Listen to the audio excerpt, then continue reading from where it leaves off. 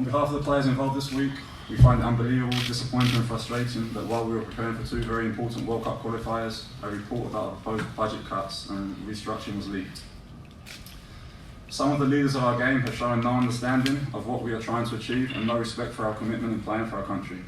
Now the games are over, we will not be silent again. British basketball was originally with cooperation from Basketball England, Scotland and Wales. It was intended to run the national teams, oversee professional British leagues and become a recognised member of FIBA. That was with full agreement of the home countries. So how is it now that they can propose cutting back the national teams? We were all told about the 2012 agreement as players and we understood that we would play as GB. How are we, the BBF, to access any means of income without access to commercial and membership fees? Surely the home countries have to have a role to help raise the funds to sustain the structure they helped set up. It is also interesting that Basketball England now pays more senior managers and costs have gone up significantly since 2012, yet they claim no responsibility in supporting the GB setup. Is this the same across the home countries?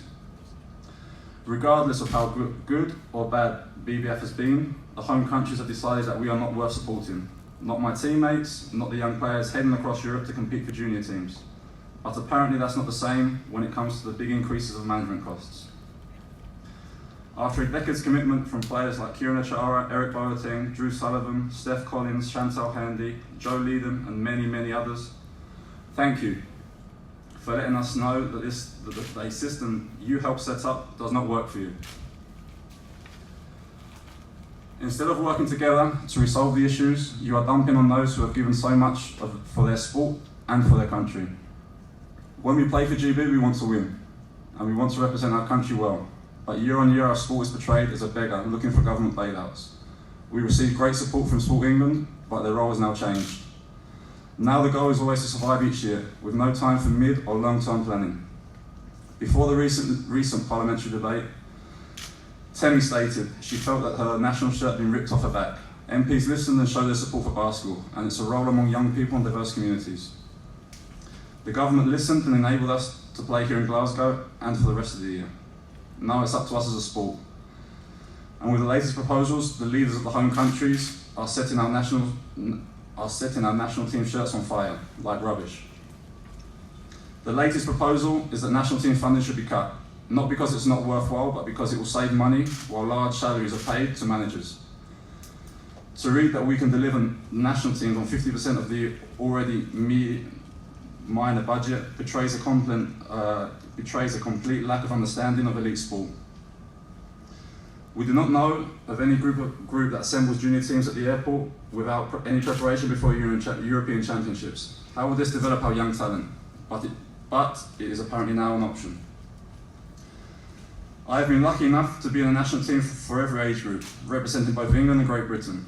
I have seen our sport act as a poor relation, so it gets treated as a poor relation. Despite this, we have qualified for Eurobasket in all but one of the last 5 years, in both the men's and the women's game.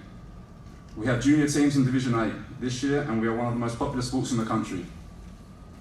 But the biggest falling is the lack of ambition to compete at the international level among some of our sports leaders. So as players, before we return to compete in September, we have a number of questions we want answers to.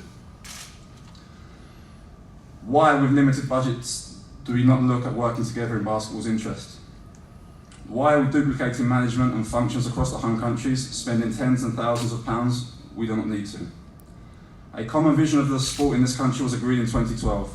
Why are the home countries not helping to realise this vision and drive basketball to have the standing and respect so many people desperately want it to have? We have a great sport.